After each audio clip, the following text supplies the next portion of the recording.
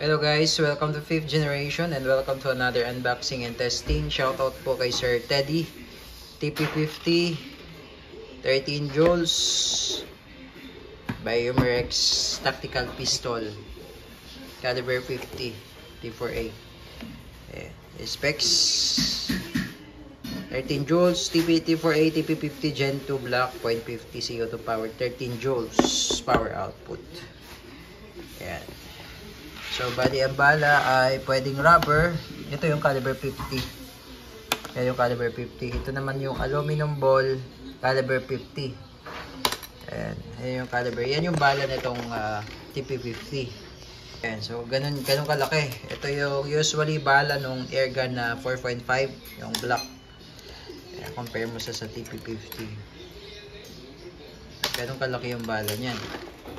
Ayan. Tapos, 13 joules pa. CO2 powered. Ito quick piercing. Naka fiber optic sight front and rear. Pwede mo siyang lagyan na accessories. Yung barrel niya. Anong kalaki. 13 joules. Pati tunog nito malakas. Yan. TP50. Shoutout kay Sir Teddy. Okay, load tayo. Mabilisan lang. Ayan, so quick piercing, hanggat hindi mo siya pinupush, hindi mapapunctured or hindi mabubutas yung CO2. Naka-ready lang siya dyan. Ayan ang CO2. Yung isang ganito, good for 12 shots. More or less, 12 shots. Sa 12, malakas pa siya. Ayan, pasok mo lang siya dyan. So, naka-ready lang siya dyan.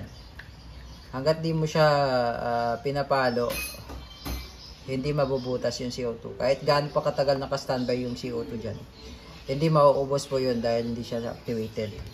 At ito yung magazine niya, internal mag. Ayan. Ito lalagay. Ito, aluminum ball. Aluminum ball. Ito yung rubber ball. Ayan. Body 6.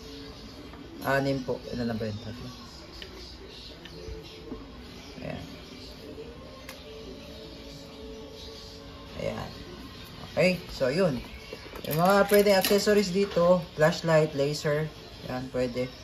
Tapos, kapag gagamitin na, kailangan iputok, paluin mo lang to, tapos aangat to eh. Pagka itong indicator niya, pag walang pressure, nakalubog. Pero pag ito pinalo mo, aangat yan. Ayan. Then, iputok na natin. Caliber 50, TP50, bestseller namin to. 13 joules, tsaka yung tunog niya talaga malakas. Ayan, tingnan nyo yung target, oh. Ayan, caliber 50. Ayan yung target. Kung gaano to kalakas. Firing!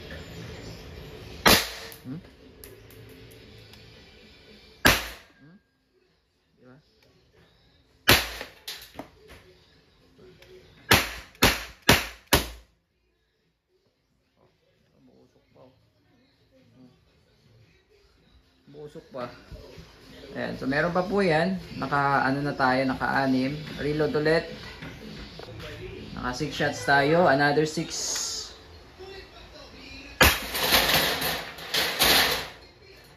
Ayan, ganun siya kalakas. Sa mga 4.5mm, yung mga airsoft, hindi kaya yan.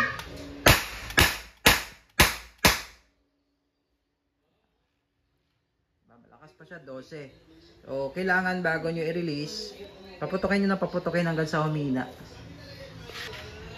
Ayan, 4. Ayan, mahina na siya.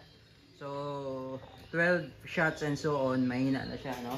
13 shots and so on, mahina na siya. That's the time na pwede mo siyang i-release. Iikot mo lang counterclockwise. Huwag nyo siyang i-release po. Take note, huwag nyo siyang i-release pag malakas pa yung hangin. Kasi sasabog yan.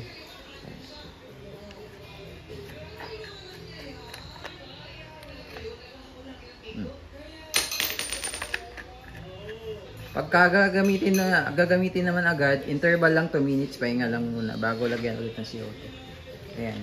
Bestseller TP50, caliber 50, 13 joules.